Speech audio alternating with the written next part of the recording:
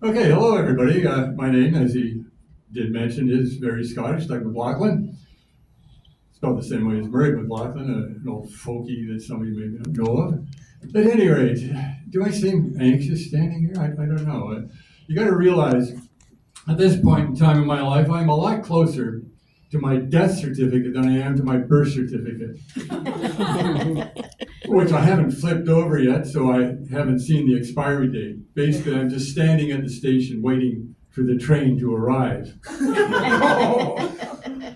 Now, when I look at some of the younger generations, I'm told that they are actually suffering from a lot of anxiety. And I said, anxiety? What's to be anxious about? But gender identity? Hey, I'm an old guy. But apparently, there are over 60 terms for gender identity. I mean, is anybody out there maverick? Oh. Wow. How about neutral? Trigender? Gender apathetic? Like, I can see there's a lot of confusion out there. I have no solution for it. But I can tell you, let's take a little solace. And let's look at a phalarope. A phalarope is a pretty little shorebird, about the size of a woodpecker. A phalarope is reverse sexually dimorphic, primarily monogamous, but routinely sexually polyandrous, and rarely sexually polygamous. And they seem to get along okay, running back and forth along the beach. Just don't be nervous about these things. Anyway, back to myself. As I said, I'm an old guy. I'm what most of you are looking at saying, okay, boomer. But, no, I don't look at my generation that way. I look on us as the nearly deads. Now, I look at that in contrast, let's say, to all of you younger members in this audience with all your dating and your partying and young families. I look at you as the newlyweds. Now, there are a lot of contrasts between the two. The newlyweds, for instance, love to be seen on the streets with the little white plastic earbuds hanging from their ears. While the nearly deads, they're embarrassed to be found with their hearing aids hiding in their ears. The newlyweds, they love to find out who they'll be crawling into bed with at night, while the nearly deads fear that they might not even be crawling out of their bed in the morning. The newlyweds often have new families, and all that entails, which includes diaper pails, which they should keep around for a while because they never know when their nearly dead parents might need them. So, we have all that set up. Diaper pails, right. Well, let's see, diaper pails. That tends to mean children, which usually means sex of some sort. That is how it happens. I'm an older gentleman and I know. At any rate, apparently you younger generations are having less and less sex and wondering why you're anxious. The motto of my generation was sex, drugs, and rock and roll. Yeah. Just say it. But I do notice the younger generations do balance this lack of real sex with overloading on pornography. So, I decided to check it out.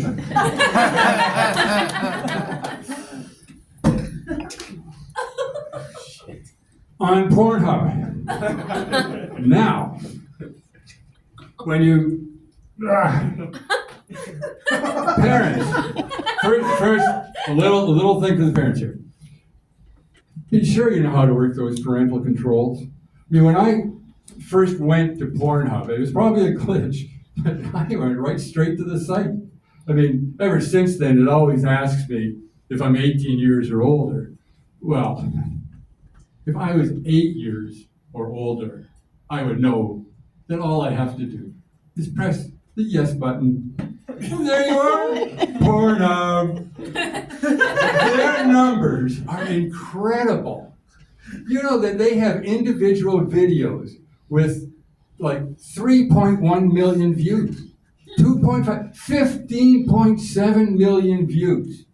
Some guy's cock has more views than an episode of Yellowstone. And they have over 100 different categories. Massive cock and big tits each have over 200,000 videos, which goes to show that size does matter. And even, you know, less known fetishes like threesomes or bondage, they have over 20,000 videos each. So, where do you start? And I did start. Now, I know some of you are listening here and saying, guys on Pornhub and all he's doing is tallying stats. No, I became a critic, a film critic of sorts. I mean, we all know that critics, like dogs, are always looking for a hydrant to pee on. And in this case, it's appropriate because there is a category for peeing. So, I found, for instance, that there's a lot of panting goes on. Apparently, women do a lot of sighing while men do a lot of grunting. Now, the timing, of course, individual sexual acts, and they're taking 10 minutes, 20, 30 minutes. Oh, come on, really? What's with that? It's like watching the movie The Shining for 2 hours for one jump scare. You sort of expect the woman to come out with a copy of Moby Dick to read while her pencil dick friend finishes his duties. It's nonetheless. Oh, here's the thing too. Hey, performance anxiety. Oh God, you actually really had an orgasm in 5 minutes. Don't feel guilty relative to this stuff. I mean, they have hundreds of thousands of videos, and you're still left with the question: did she really fake it? So, in the world today, everything seems to come down to zeros and ones, and algorithms and analogies. In pornography, that's in and out. In and out. In and out. Oh my God, I already got the light. In and out. And, well, it really, I hate to say it, it's really boring. I did a lot of fast forwarding. Because that's not what sex is about. Sex, like, in pornography, for instance, okay, what you get is, like, seamless. They'll take their clothes off, seamless. But in real life, no, it isn't. There's always a hook on the bra that won't work, a zipper that gets stuck, or trying to pull your shirt off without smothering yourself, or there's always that underwear. I mean, there's always that piece of underwear that just won't release. Getting out from under the blankets, there's the cat off in the side of the room, and you know that's trouble because they always jump on the bed at exactly the wrong moment. Climbing out from under the sheets. Oh, jeez. I mean, this is all prelude to the sex act itself. And in real sex, it is always better than vicarious porn sex. Now, I don't know why I had to say that. I hope you understand that. So, at any rate, what happens is when you have sex, you have foreplay. You have real sex. And then you have that post-coital hugging. And what do you get post-porn?